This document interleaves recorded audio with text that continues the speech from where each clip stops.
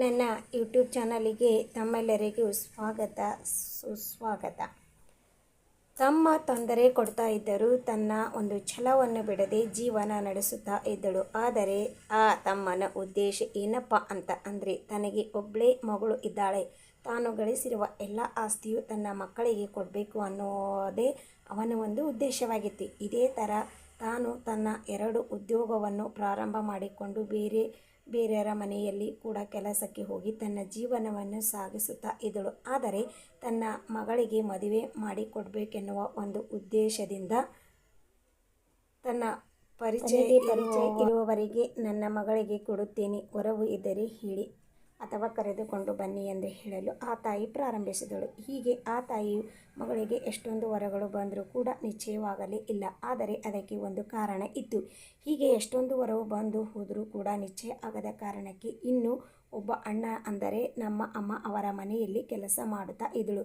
ಅವರಿಗೆ ಹೇಳಿದಾಗ ಅವರು ಒಂದು ವರವನ್ನು ಕರೆದುಕೊಂಡು ಬಂದರು. ಕರೆದುಕೊಂಡು ಬಂದಾಗ ಅವರು ಕೂಡ ಆ ಹುಡುಗಿಗೆ ನೋಡಿ ಹುಡುಗಿಗೆ ಒಪ್ಪಿಗೆ ಆಗಿದೆ ಎಂದು ಹೇಳಿದರು. ನಿನ್ನೆ ಕರೆದುಕೊಂಡು ಬಂದವರ ಅಂದರೆ ನನ್ನ ಮಗಳನ್ನು ಒಪ್ಪಿಕೊಂಡಿದ್ದಾರೆ ಅಥವಾ ಇಲ್ಲ ಎಂದು ಕೇಳುತ್ತಾಳೆ. ಆದರೆ ಆ ಅಣ್ಣನು, ಅಕ್ಕ ನಿನಗೆ ಸತ್ಯ ಹೇಳಲಿ ಅಥವಾ ಸುಳ್ಳು ಹೇಳಲಿ ಎಂದು ಕೇಳುತ್ತಾನೆ. ಇಲ್ಲಪ್ಪ, ಅದು ಏನು ಸತ್ಯನೇ ಹೇಳು ಎಂದು ಹೇಳಿದಾಗ ಆ ಅಣ್ಣನು ಹೇಳುತ್ತಾನೆ, ಇನ್ನು ಮೇಲೆ ನೀನು ಮಗಳನ್ನು ನೋಡುವುದಕ್ಕೆ ಯಾರಾದರೂ ಬಂದರೂ ಕೂಡ ನಿನ್ನ ತಮ್ಮನನ್ನು ಕರೆಸಬೇಡ. ಏಕೆಂದರೆ ಅವನು ಹೊರಗಡೆ ಹೋಗಿ ನೋಡಲು ಅವರ ಹತ್ತಿರ ಏನು ಹೇಳುತ್ತಾನೆ ಅಪ್ಪ ಅಂತ ಅಂದರೆ, ಆ ಹುಡುಗಿಗೆ ನಾವು ಕೊಡುವುದಿಲ್ಲ, ನನ್ನ ಮಗನಿಗೆ ತೆಗೆದುಕೊಳ್ಳುತ್ತೇನೆ ಎಂದು ಹೇಳಿ ಬಿಡುತ್ತಾನೆ. ಅದಕ್ಕಾಗಿ ಬಂದವರು ಬೇಡ ಎಂದು ಹೇಳುತ್ತಾರೆ.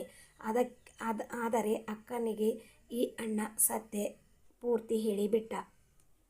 ಮತ್ತೆ ಮುಂದಿನ ಒಂದು ಕತೆ ಮುಖಾಂತರ ಈ ವಿಡಿಯೋ ಪ್ರಾರಂಭಿಸೋಣ. ಇಲ್ಲಿಗೆ ಇವತ್ತಿಗೆ ಇಷ್ಟೇ ಸಾಕು. ಈ ಒಂದು ಸ್ಟೋರಿ ಇಂಟ್ರೆಸ್ಟಿಂಗ್ ಆಗಿದೆ ಸ್ನೇಹಿತರೆ, ಎಲ್ಲಿ ಸ್ಕಿಪ್ ಮಾಡಬೇಡಿ, ಪೂರ್ತಿಯಾಗಿ ಕೇಳಿ. ಪೂರ್ತಿಯಾಗಿ ಕೇಳಿದರೆ ಹೇಗೆ ಇನ್ನೊಬ್ಬರ ಜೀವನದಲ್ಲಿ ಇಷ್ಟೊಂದು ಕಹಿ ಘಟನೆಗಳು ಇರುತ್ತವೆ ಅಂತ ತಿಳಿದುಕೊಳ್ಳಬಹುದು. ಸಹಕರಿಸಿ, ಸಪೋರ್ಟ್ ಮಾಡಿ, ಶೇರ್ ಮಾಡಿ ಮತ್ತು ಇನ್ನೂ ಕೂಡ ನೀವು ಸಬ್ಸ್ಕ್ರೈಬ್ ಆಗಿಲ್ಲ ಅಂದರೆ ಈಗಲೇ ಸಬ್ಸ್ಕ್ರೈಬ್ ಮಾಡಿ. ಅಲ್ಲಿವರೆಗೂ ತಮ್ಮೆಲ್ಲರಿಗೂ ಧನ್ಯವಾದಗಳು ಸ್ನೇಹಿತರೆ, ಹಾಗೆ ನಮಸ್ಕಾರ.